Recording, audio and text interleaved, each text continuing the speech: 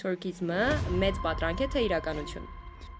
Արդեն փոխում է Եվրասիայի քարտեզը։ Թուրքիան շեշտը դնում է մշակույթի, պատմության եւ կրթության վրա, բնականաբար հավասարների դաշինք չէ։ Եվ այստեղ Թուրքիան ունի շատ մեծ եւ հստակ գերակայություն։ Ինչ է նշանակում սա մեզ համար եւ մենք ինչ ենք կարող ակնկալել։ Հայաստանի Հանրապետությունը պետք է կատարի չափազանց կարևոր ընտրություն եւ ընդունի չափազանց կարևոր որոշում։ Ողջույն, այսօր կշարունակենք մեր հաղորդումը Սուրենի հետ։ Ողջույն Սուրեն։ Ողջույն։ Մեր այսօրվա հարցը՝ արդյոք փանթուրքիզմը մեծ պատրանք է թե իրականություն։ Շատերը ուզում են պատկերացնել, որ փանթուրքիզմը դա մեծ պատրանք է, սակայն իրականում նա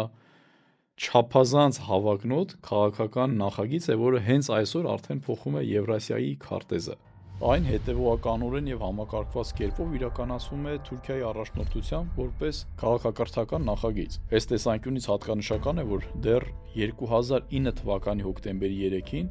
Նախիջևանում հիմնադրվել է թուրքական խորհուրդը։ Բնականաբար վայրը պատահաբար չի ընտրված։ Մենք լավ գիտենք, որ թուրքերը սիմվոլիզմին մեծ ուշադրություն են դարձնում։ Այսպիսով այդ կազմակերպության հիմնադիր երկրներն էին Թուրքիան, Ադրբեջանը, Ղազախստանը եւ Ղրղզստանը։ Սակայն մենք պետք է մի բան շատ լավ պատկերացնենք, որ երբ Թուրքիան շեշտը դնում է մշակույթի, պատմության եւ կրթության վրա, դա արդեն իսկ քաղաքականություն եւ աշխարհակաղակականություն է ամենաուղիղ ձևով։ Ի սկզբանե 2009 թվականին մշակութային նախագծի անվան տակ քողարկվող այս թուրքական պետությունների կազմակերպությունը 2021 թվականին ամրապնդեց իր կարգավիճակը որպես լիարժեք քաղաքական դաշինք։ Թուրքիան այս վիճակով միայնակ չի կարող որպես հակակշիռ կամ դիմադրել Եվրոմիությանը եւ Ռուսաստանի Դաշնությանը, սակայն թուրքական պետությունների հետ միասին նրանք փաստացի դառնում են այլ քաշային կարգ եւ ունենում են շատ ավելի մեծ հնարավորություններ եւ արդեն որպես հակակշիռ կարող են հանդես գալ։ Եվ ահա հետևողական աշխատանքից հետո հատկապես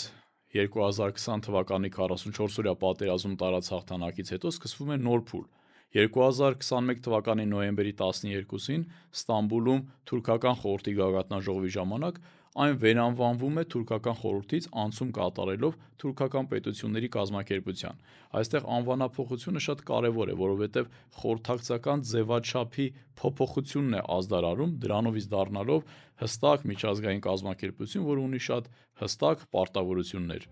Իդեպ պետք է նշել, որ 44-օրյայի ընթացքում ադրբեջանական բանակը հիմնականում գլխավորում էին հենց թուրք սպաները։ Ակնհայտ է նաև, որ թուրքական պետությունների կազմակերպության նպատակն է մոտ ապագայում կերպափոխվել դառնալով ուժեղ ռազմական միություն։ Հենց այս իմաստով էլ որ պատահական չէ, որ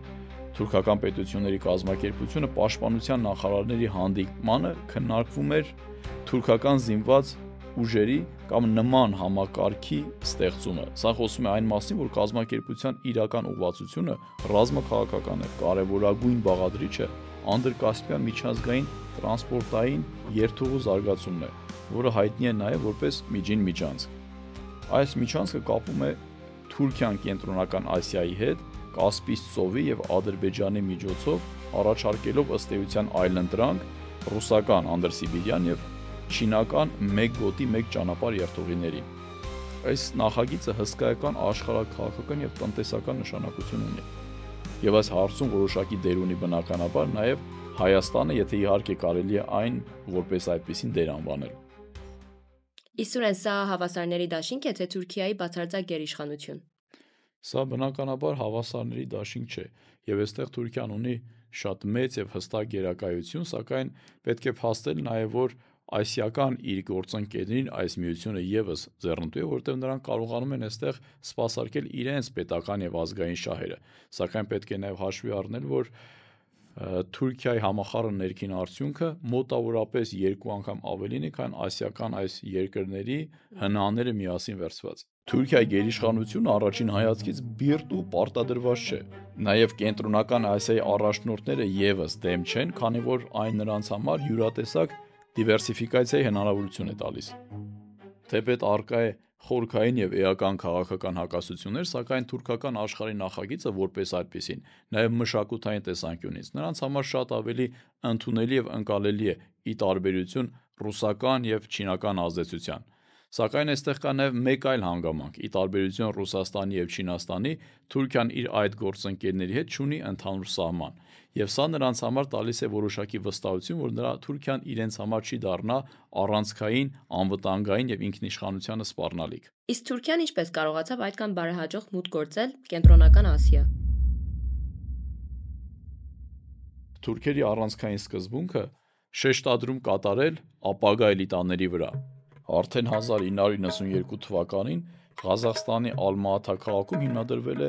Խոջա Ահմեդ Յասավիի անվան համալսարանը։ Դա Անկարայի և Ալմաթայի առաջին և կարևորագույն համատեղ նախագծերից մեկն էր, որը բացահայտ կերպով արտացոլում էր Թուրքիայի նպատակները, այն է կրթական ոլորտում դառնալ տարածաշրջանում դոմինանտ։ Այս առումով բավականին ուժեղ խթաններ էին փոխճանաչելի և համատեղ դիպլոմներն ու Թուրքիայում պրակտիկայի հնարավորությունները։ Այս համալսարանները դարձան տաղանդների կարևոր ինկուբատորներ, որոնցից շատերը հետագայում պաշտոններ զբաղեցրին ինչպես կառավարությունում, այնպես էլ դարձան բավականին հաջողակ բիզնեսմեններ։ Սակայն բոլոր այս մարդկանց ընդհանուր առմամբ միավորում էր մեկ բան. նրանք բոլորն այլևս ունեին հստակ թուրքական կողմնորոշում։ Այդ լիցեյները և համալսարանները ամենևին էլ նպատակ չունեին փոխելու պետության ամբողջ կրթական համակարգը, և անգամ հնարավոր էլ չէր, որովհետև դա նաև չհաշված մնացած խնդիրները նաև հսկայական ծախսեր էին։ Նրանք այդ ինստիտուտների միջոցով ձևավորում էին ապագա էլիտաներին, ովքեր անցնելով այդ կրթական համակարգի միջով 10-15 տարի հետո փաստացի նաև զբաղեցնում էին կարևոր պետական պաշտոններ, ի դեպ, որին նաև աջակցում էր թուրքական կողմը, որպեսզի այդ երիտասարդները զբաղեցնեն այդ պաշտոնները, և փաստացի մի քանի տարի հետո նրանք ունենում էին պետական կառավարման ապարատի վերնախավում գտնվող իրենց հավատարիմ պետական պաշտոնյաներ, որոնք անցել են իրենց կրթական համակարգի միջով և որոնք ունեին ըստ էության թուրքական աշխարհայացք։ Ներդրումներ կատարելով կրթական ոլորտում Թուրքիան մշակութային հենք է ստեղծում իր ներկայիս քաղաքական ու տնտեսական նախագծի, այդ թուրքական պետությունների կազմակերպության համար։ Այսօր Կենտրոնական Ասիայի երիտասարդ էլիտաները Թուրքիան ընկալում են ոչ թե որպես օտար պետություն, այլ որպես ավագ եղբայր ու ռազմավարական գործընկեր։ Իսկ այս առումով ինչ-որ դեր ունեն թուրքական սերիալները։ Թուրքական սերիալները փափուկ ուժի ուժեղ գործիքներ են, որոնք ոչ միայն մեծ ազդեցություն են ունենում Կենտրոնական Ասիայի երկրներում, այլ նաև էական և հսկայական ազդեցություն ունեն նաև հենց Հայաստանում, ինչու չէ նաև Ջավախքում։ Օրինակ, ղազախական հեռուստաալիքներով թուրքական հեռուստասերիալների ցուցադրման մասնաբաժինը 2015 թվականին եղել է 35%, իսկ 2020 թվականին աճել է 10%-ով, դառնալով մոտ 45%։ Սա ցույց է տալիս, որ նրանք ունեն որոշակի մեդիա մենաշնորհ։ Սա նաև տնտեսական առավելության ու բարձր որակի անմիջական ցուցիչն է, որը կարելի է համեմատել օրինակ լատինաամերիկյան և ամերիկյան սերիալների հետ, բայց մի տարբերությամբ, որ թուրքականները շատ ավելի հասկանալի և տեղական լսարանի կենսակերպին մոտ են։ Կենտրոնական Ասիայում թուրքերենի պահանջարկի աճը պայմանավորված է ոչ միայն կրթական հաստատություններով, այլ նաև բնակչության կողմից թուրքական սերիալները բնօրինակով դիտելու մեծ ցանկությամբ։ Սա բնականաբար նաև մեծ հնարավորություն է ստեղծվում թուրքերի համար մեդիա ներխուժում իրականացնելու համար։ Ի դեպ, հենց թուրքական սերիալների միջոցով է, որ Թուրքիան ներկայացվում է բացառապես դրական լույսի ներքո մի կատարյալ երկիր, որտեղ իսլամական արժեքներ, ինչպիսին օրինակ ընտանիք, ավանդույթ, կրոն, համադրվում են ստամբուլյան ճոխ կյանքի հետ, որտեղ ցուցադրվում է ժամանց, տարբեր ճոխ առանձնատներ, որոնք մեծ գայթակղություն են առաջացնում հատկապես ծայրամասերում ապրող ժողովուրդների համար, և սա էական վարքի փոփոխության է բերում և նաև էական վերաբերմունքի փոփոխության է բերում նրանց։ Սա նաև այդ պետություններին յուրատեսակ երրորդ ճանապարհ է առաջարկում, որը գտնվում է աշխարհիկ և կրոնական ուղղությունների մեջտեղում, և որը բոլորի համար կարելի է ասել ընդունելի է։ Եվ այստեղ շատ կարևոր է նաև փաստել TRT Avaz պետական հեռուստաընկերության դերը, որը ըստ էության փաստում է, որ այս ամենը ուղղակի պետական քարոզչություն է։ Մինչ սերիալները հուզական միջավայր են ստեղծում, TRT Avaz մեդիա հարթակը իրականացնում է գաղափարական ուղղորդումը։ Մայրենի լեզվով հեռարձակում ավելի քան 100 միլիոնանոց լսարանի համար թույլ է տալիս Թուրքիային այդ լսարանին մատուցե իր պատմությունը, պատմական ֆիլմեր, լուրեր, որոնց առանցքը Թուրքիան ու թուրքականությունն է։ Այդ միջոցով բնականաբար թուրքական քաղաքականությունը կենտրոնական Ասիայում ներկայացվում է բացառապես դրական լույսի ներքո։ Այս քաղաքականությունը ուղղակիորեն բխում է թուրքական աշխարհի հայեցակարգից։ Սուրեն, միթե պետական մարմինները որևէ մտահոգություն չունեն իրանց երկրների ապագայի համար։ Բնականաբար ունեն եւ դրա վառ օրինակը հենց Ուզբեկստանի օրինակն է, որ մինչև 2016 թվականը, մինչև իր նախագահի Քարիմովի մահը, ով շատ լավ էր պատկերացնում Թուրքիայի կողմից իրականացվող քաղաքականությունը, մեծ սահմանափակումներ էր դնում թուրքական ինտերվենցիայի վրա եւ իրականում էականորեն կրճատել էր կամ սահմանափակել էր թուրքական ազդեցությունը անգամ փափուկ ուժի միջոցով Ուզբեկստանի վրա։ Իրականում մեծ փոփոխություններ կան 2017 թվականից ի վեր, երբ նախագահ դարձավ Շավկաթ Միրզիոևը, պետության առաջնահերթությունները էականորեն փոխվեցին։ Եթե դրանից առաջ կար հստակ սահմանափակում թուրքական գործոնի, ապա այս պարագայում նախագահի առաջնորդությամբ սկսվեց տնտեսական ազատականացման եւ տարածաշրջանային ինտեգրացման գործընթացը եւ Թուրքիան կարելի ասել ամբողջությամբ ներթափանցեց Ուզբեկիստան եւ այսօր ռազմավարական կարևոր դեր է խաղում Թուրքիան Ուզբեկիստանի համար եւ այսօր Ուզբեկիստանը հսկայական եւ էական կախվածություն ունի Թուրքիայից, փաստացի այսօր թուրքական փափուկ ուժի բոլոր գործիքակազմերը, բոլոր գործիքները գործում են Ուզբեկիստանում։ Ինչպես նաեւ օրինակ կրթություն։ Մինչև 2024 թվական ավելի քան 20 թուրքական կրթական հաստատությունների բացումը, ներառյալ համալսարանների մասնաճյուղերը եւ թուրքական հիմնադրամների կողմից կառավարվող նախագահական դպրոցները։ Իսկ Ուզբեկստանի եւ Թուրքիայի միջև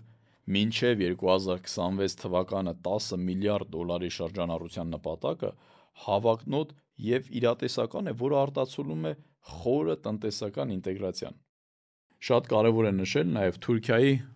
այսպես ասած եւս մեկ ռազմավարական հաղթանակի մասին, որը վերաբերում էր Թուրքմենստանին։ 2021 թվականի նոյեմբերին Ստամբուլում տեղի ունեցած թուրքական պետությունների կազմակերպության գագաթնաժողովի ժամանակ Թուրքմենստանը դարձավ դիտորդ պետություն։ Սա էական հաջողություն էր Թուրքիայի համար, քանի որ 1995 թվականից ի վեր Թուրքմենստանը մշտապես պահպանել էր չեզոքություն։ Դա կլիներ ՀԱՊԿ, դա կլիներ ԵԱՏՄ-ն եւ բոլոր առումներով, եւ այս փոփոխությունը էական տեղաշարժ էր Թուրքիայի համար, որը ցույց է տալիս նրա ռազմավարության արդյունավետությունը։ Հատկապես կարևոր է Տրանսկասպիան գազատարի նախագիծը։ Այս Տրանսկասպիան գազատարը Թուրքմենստան, Ադրբեջան, Թուրքիա եւ Եվրոպա։ Սրա իրագործումը Եվրոպայի էներգետիկ անվտանգության եւ Թուրքմենստանի տնտեսական անկախության կարևորագույն տարրն է։ Այդ նախագիծը պատմության մեջ առաջին անգամ թույլ է տալիս Թուրքմենստանին գազ մատակարարել արևմուտք, շրջանցելով Ռուսաստանին ու Չինաստանին, որոնք թուրքմենական գազի հիմնական գնորդներն էին։ Այսպիսով Թուրքիան դառնում է որպես էներգետիկ հիմնական տարանցիկ հանգույց եւ այդ նախագծի քաղաքական լոբիստը, ինչն էլ վերջնականապես ամրապնդում է նրա կարևոր դերը արևելք-արևմուտք այդ էներգետիկ միջանցքում։ Բայց ամենակարևոր հարցը սա է. ինչ է նշանակում սա մեզ համար եւ մենք ինչ ենք կարող ակնկալել։ Նախ ամփոփենք եւ հակիրճ անդրադարձ կատարենք Թուրքիայի ցուցանիշներին Կենտրոնական Ասիայում։ Օրինակ Էլսի Վայկեկի, դե ֆակտո եւ Կոտոն թուրքական ապրանքանիշերը ներկա են տարածաշրջանի բոլոր խոշոր քաղաքներում եւ ակտիվորեն մրցակցում են արդեն չինական արտադրանքի հետ։ Թուրքական շինարարական եւ կապալառու ընկերությունները, օրինակ Enkan, Renaissance Construction-ը 1990-ական թվականներից ի վեր գերիշխում են տարածաշրջանի խոշոր ենթակառուցվածքային նախագծերի շուկայում հիմք դնելով ներկայիս տնտեսական իրենց արկայությանը։ Խոշոր նախագծերի իրականացման գործում թուրքական շինարարական ընկերությունների ընդգրկվածությունը այսօր կազմում է մոտավորապես 30%։ Թուրքական ավիաուղիները տարածաշրջանի գերիշխող ավիափոխադրողն է, իսկ ամբողջ տարածաշրջանի հիմնական հանգույցը Մոսկվայի փոխարեն Ստամբուլն է։ Ներդրումները օրինակ շինարարության եւ էներգետիկայի ոլորտում, ինչպես նաեւ աշխատատեղերը թույլ են տալիս տեղի էլիտաների վրա մեծ ազդեցություն ունենալ։ Այդպես է ստացել, որ տեղի էլիտաները այլևս չեն կարողանում անտեսել թուրքական գործոնը անգամ անհրաժեշտության պարագայում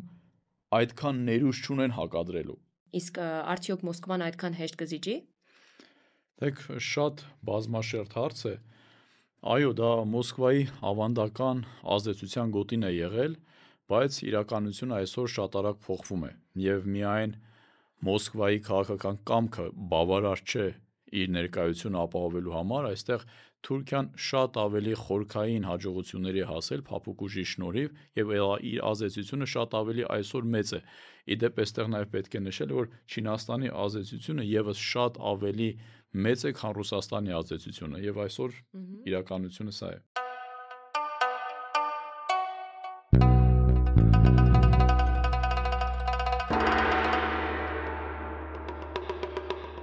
Եկել է շատ կարևոր ժամանակ, որտեղ Հայաստանի Հանրապետությունը պետք է կատարի չափազանց կարևոր ընտրություն եւ ընդունի չափազանց կարևոր որոշում։ Հաշվի առնելով թուրքական պետությունների կազմակերպության ամրապնդումը, միջին միջանցքի